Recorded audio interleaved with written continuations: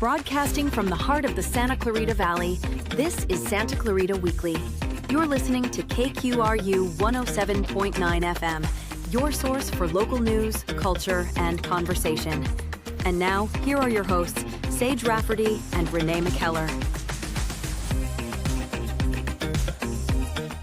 Welcome back for another edition of Santa Clarita Weekly. I'm Sage Rafferty. She is Renee McKellar.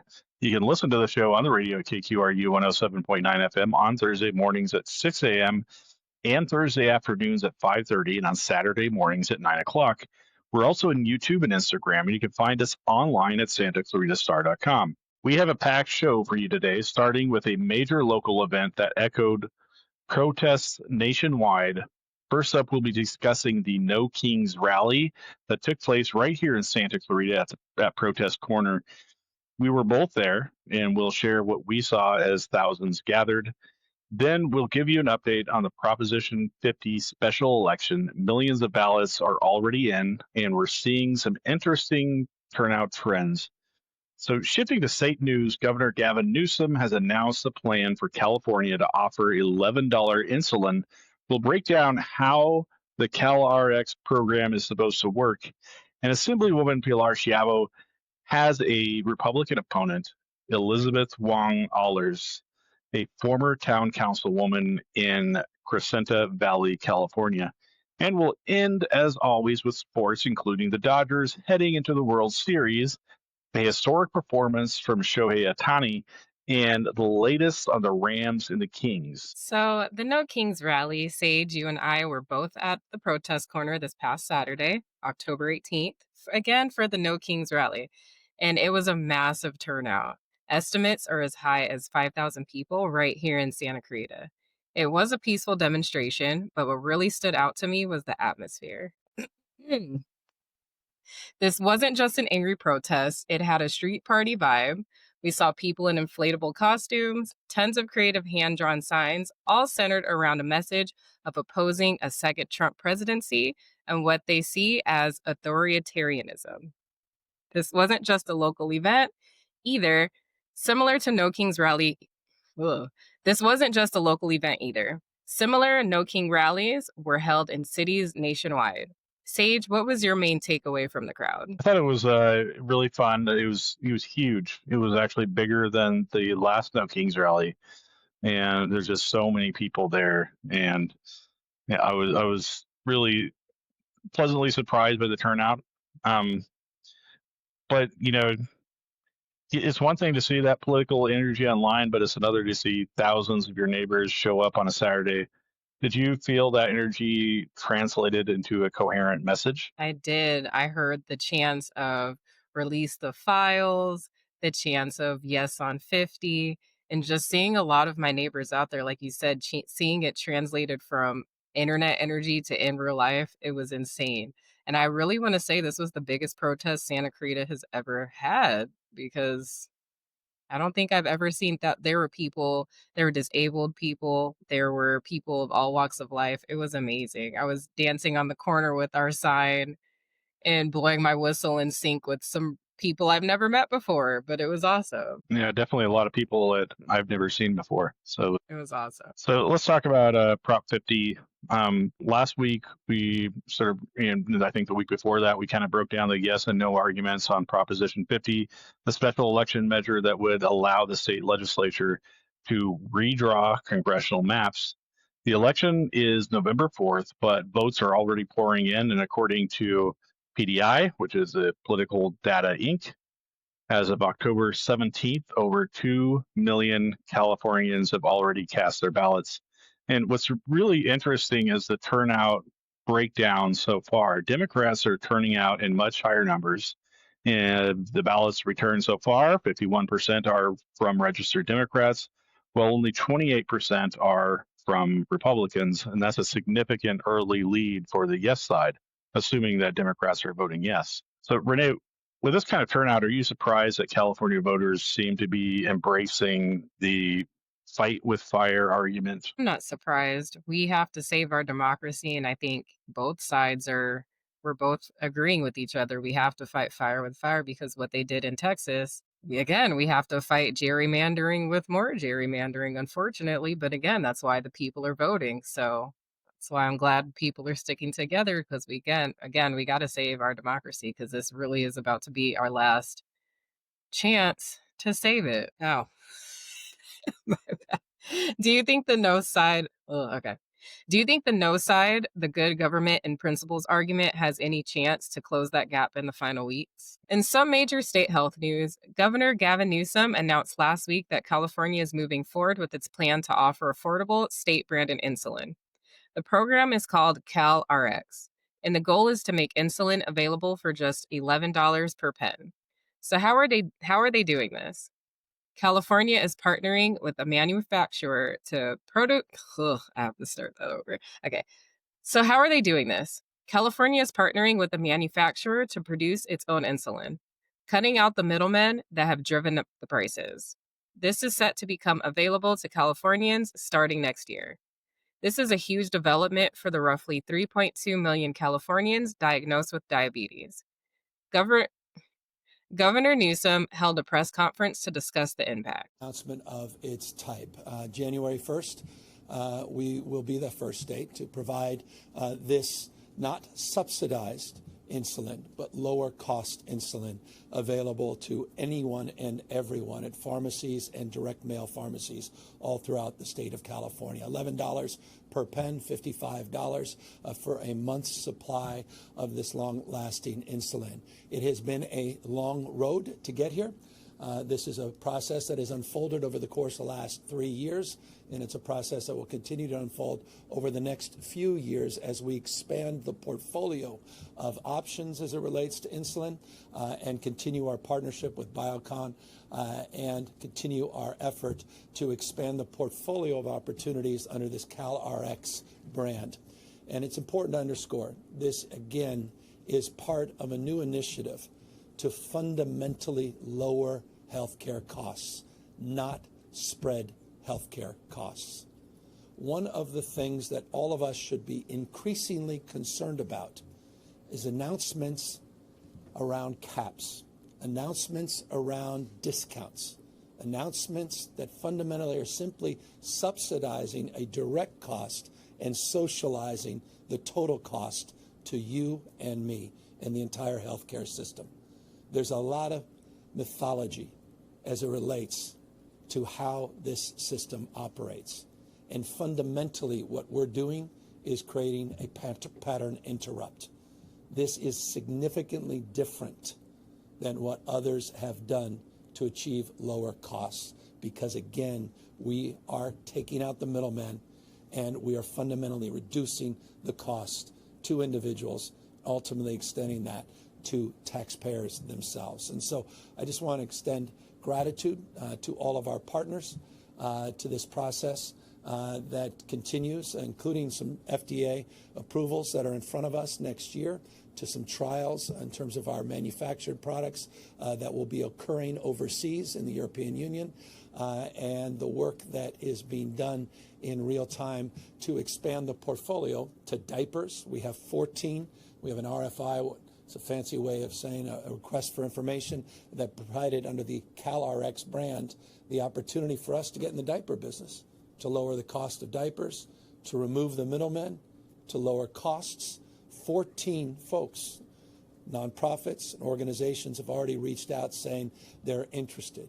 You heard about the work we're doing on inhalers that the Secretary just mentioned, to get in all of our public schools. We've taken a component part of the appropriation that was made by the California legislature to advance those goals.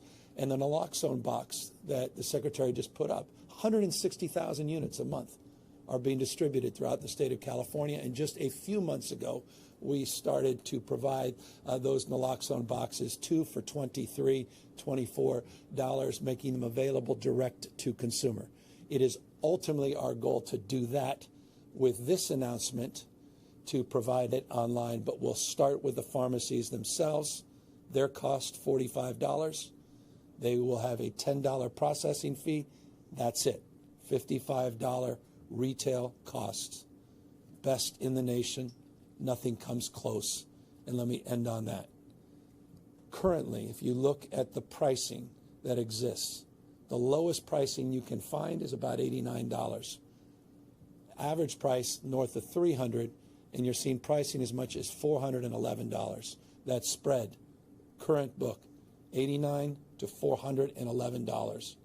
Here now in California, starting in January, we'll get that down to $55. Not subsidizing, lowering the cost. Not socializing and spreading the cost. Simply reducing it for all users. Anyone can access this. You don't need a new prescription. You just simply transition to this biosimilar insulin that now is being provided under this first-in-the-nation branding, CalRx. I'll close with one additional thought because I want to build a little bit upon what the Secretary said. I'm particularly proud of the work that has been done in California over the course of the last 6 or 7 years.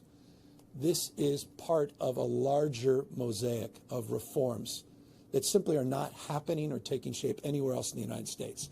And I'm not asserting that. I can prove that. There's no other state in the United States that provides universal health care regardless of pre-existing condition, ability to pay, or immigration status. There's only one, California. The expansion's one thing. Once you expand, now it's about quality. Now it's about access, and it's about cost. And as now we've shifted from the expansion mindset, we're now shifting to a wellness and health mindset. You saw that with ultra-processed foods and the announcement we made last week, first in the nation to provide 2 free school meals, $1 billion a year, 1 billion meals a year that we are providing our students in the state of California. It's not just access, it's quality. It's health care, not sick care. And it's access on the basis of affordability, creating the first in the nation Office of Healthcare Affordability, marking and striking a commitment to lower costs and drive through a regulatory regime to that goal, and then providing access to disrupt and bypass, I'll say it, Big Pharma, to disrupt this multi-billion-dollar market. 90% of insulins in this country, 90% share are in the hands of just 3 big companies, and they have been gouging you for years and years and years. They're also gouging Americans by 5 to 10 times what our European counterparts are currently paying. That's fundamentally what we're about, and this announcement is about, is fundamental disruption in this space. In the absence of the kind of leadership at the federal level, though there are some interesting announcements coming from the current administration, but they amount to press releases right now, not fundamental policy yet. In the absence of that, proud of California, our state, leading. So, Renee, this feels like a policy that will have an immediate, tangible impact on people's lives. Wouldn't you say? Yes, it's extremely important because I have some friends that have diabetes, and the prices that they tell me they pay for insulin is insane. So let's shift gears and let's talk about local politics. And it looks like the 2026 race for state assembly is already kicking off. Democratic Assemblywoman Pilar Schiavo now has a Republican opponent. Her name is Elizabeth Wong Ahlers, and she is a former town councilwoman from Crescenta Valley. And I don't think that name should sound familiar, but if it does, it's probably because she ran an unsuccessful campaign for state senate in her hometown back in 2024. So what's notable here is that Ahlers does not actually reside currently in the 40th Assembly District.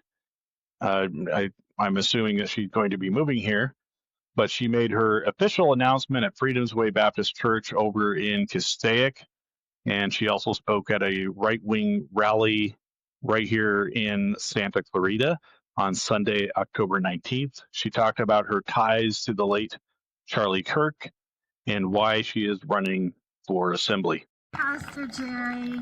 Hello, everyone. Yes, my name's Elizabeth Ahlers, running for state assembly. So that election is about a year from now, around November 3rd or 4th, 2026. My husband, Ron, is back there. We've been married 35 years. We have 4 girls and 2 boys, 6 children. I homeschool them all the way through. The youngest is now 19, so I can help the rest of the world now.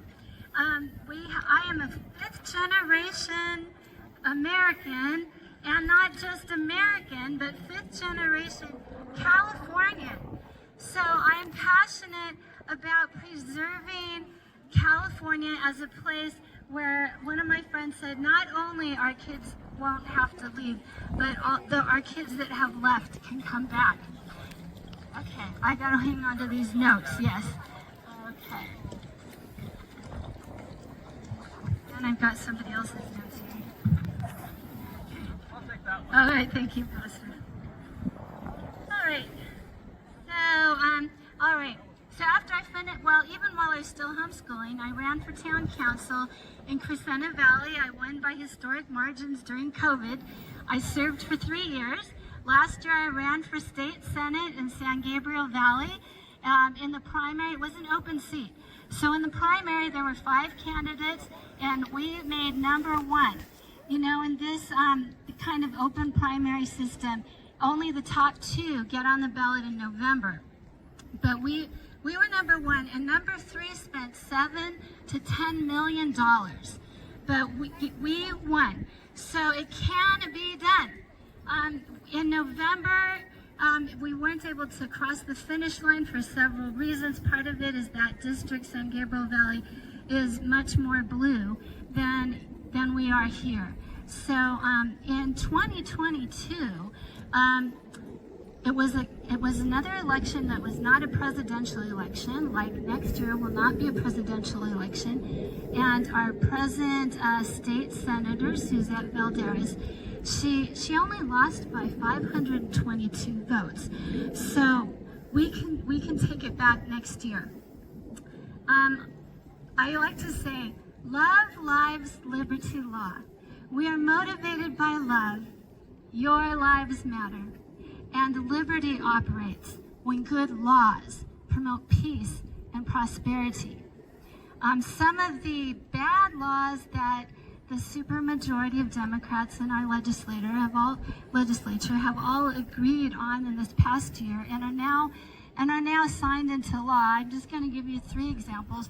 One, the Moms for Liberty mentioned, was AB 495. It was passed by the 75% Democrat legislature and our Governor Newsom.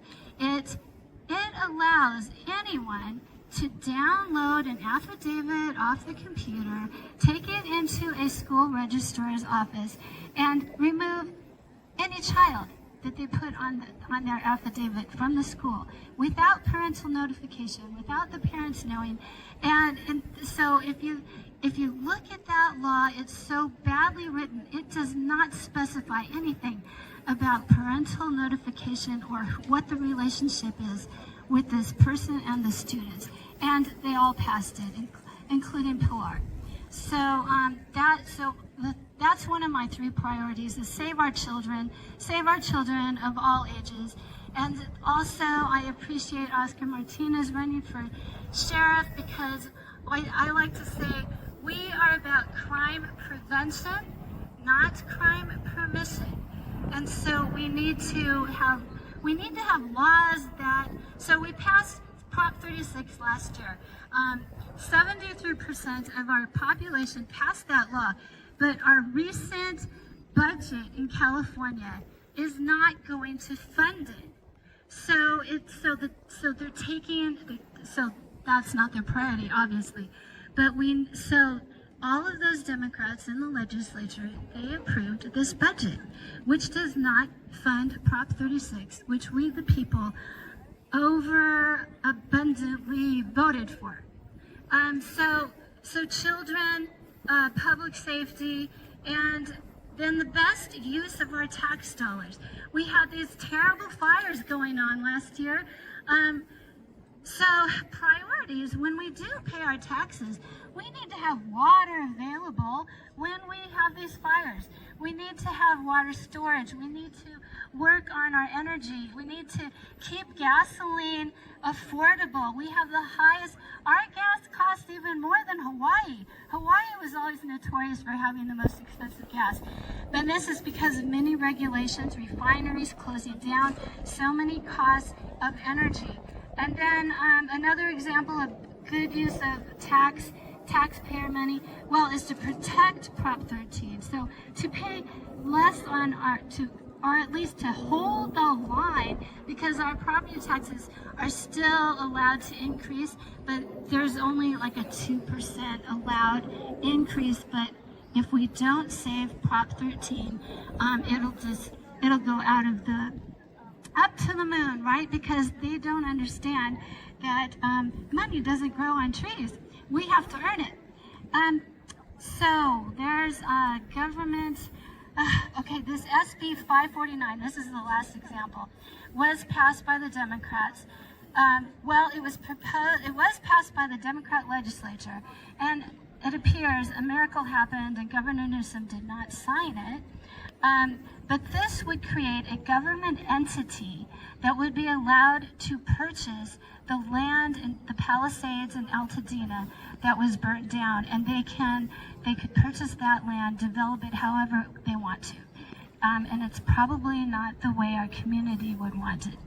So this is why my husband and I are spending these years completely committed to you, our community, and the state of California. I'm going to just finish with a quote from Charlie Kirk, and I love our girls over there at TPUSA. My daughter was actually working for Charlie Kirk and met those girls before she quit to run my campaigns. And then here it is. Charlie Kirk wrote a book recently called How We Win. And this was at the last page. So Charlie said, "We are running out of time. There is no pendulum that will magically swing America back, and no cycle that is bound to repeat for us. This is about trajectory, velocity, and acceleration. We know where the other side is heading with our country. It is going to take the will of each of us, individually, collectively, and politically, to force them off their course. So even though there's 80 members of the Assembly and only 20 are Republican, and we need 8 more to overturn the supermajority up there where they can just do whatever they want. But even still, we can flip this district, because we just need that extra 522 votes plus the extra. I'd love to say too big to rig. Okay, so that's my goal, too big to rig next year. And this trajectory, we just knock it off little by little. And Charlie Kirk already has started that for us. President Trump is pushing. And so we continue to push. And I thank you all and appreciate you all. Come meet me and have a great rest of the day. So you're listening to KQRU 107.9 FM in Santa Clarita. You can listen to Santa Clarita Weekly on Thursdays at 6 a.m. and 5:30 p.m. and on Saturday mornings at 9, and on YouTube, Instagram, wherever you listen to podcasts. So let's talk about sports, and specifically the Dodgers. It's time for the latest news on the Dodgers, and the big news is official. The Dodgers are going to the World Series, but the story isn't just that they won, it's how they won. We just witnessed what is being called the single greatest game by a baseball player in the history of the sport. In the series-clinching Game 4, Shohei Ohtani did something that no human has ever done. He became the first player in MLB history to hit 3 home runs, strike out 10 batters, and pitch 6 shutout innings in the same game. And his teammates were in awe. Max Muncy called it the single greatest game by a baseball player in the history of baseball. Freddie Freeman said, quote, "It'll probably be remembered as the Shohei Ohtani game," end quote. So let's just talk about the home runs. He's only the 12th player to hit 3 homers in a postseason game, but his second one in the 4th inning cleared the right field pavilion. So now let's talk about the LA Rams, whose game in London just wrapped up. And going into this, it was billed as an enticing matchup. Both Rams and the Jaguars were 4-2, and it was a benchmark for two teams with playoff aspirations. The big questions for the Rams was how they would adapt without star receiver Puka Nacua, who was ruled out with an ankle injury. The storyline was whether Matthew Stafford and Davante Adams could exploit Jacksonville's 30th ranked pass defense. The answer was a resounding yes. The Rams absolutely dominated, winning 35-7. This was the Matthew Stafford and Davante Adams show. Stafford made history, becoming the first quarterback to ever throw 5 touchdowns passes in an overseas game. And finally, we'll talk about the LA Kings and hockey. And on Silver Saturday, the LA Kings had a game that started as a nightmare but turned into one of their most resilient performances of the season. They were facing the NHL's last undefeated team, the Carolina Hurricanes, and started flat. Carolina's captain, Jordan Staal, scored just 12 seconds into the game, and then he scored again 3 minutes later. Early in the second period, the Canes made it 3-0, and the home crowd was stunned. But then the Kings flipped the switch. Trevor Moore got the team on board with a solo effort. Then a goal by Warren Foegele was disallowed for what it looked like a weak goaltender interference call. But the Kings kept pressing, and Andrei Kuzmenko scored on a power play, converting a slick pass from Quentin Byfield to make it 3-2. A huge test came in the third when the Kings had to kill off a lengthy 5-on-3 penalty. Goalie Anton Forsberg made several key saves, and the successful kill energized the bench. Shortly after, Kevin Fiala tied the game, and that's how regulation ended. The Kings ultimately lost in overtime, but after that 3-0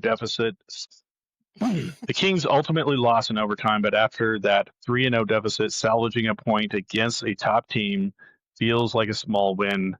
Fiala's goal was his team leading fourth, and Byfield extended his point streak into 3 games. Could be back as early as Tuesday, and Corey Perry is expected to travel with the team and could make his debut on the upcoming 5-game road trip. Renee, I think that's all we have. That's all for sports, and I think that's all for the show. Yes, that's all we have for this week, you guys. Tune in next week for more discussions about the news from Santa Clarita. You can listen to us on the radio at KQRU 107.9 FM at 5:30 on Thursday evenings and 9 on Saturday mornings. You can also watch us on YouTube, TikTok, and Instagram, and listen to us on SantaClaritaStar.com or wherever you listen to podcasts. Leave us a comment and be sure to subscribe to Santa Clarita Weekly online. Thanks for listening and have a great week. Thank you for listening to Santa Clarita Weekly. You can watch the show on Santa Clarita Star's YouTube channel and Facebook page, as well as listen in on the radio at KQRU 107.9. Visit SantaClaritaStar.com for more content and tune in right here to KQRU 107.9. A new voice for Santa Clarita.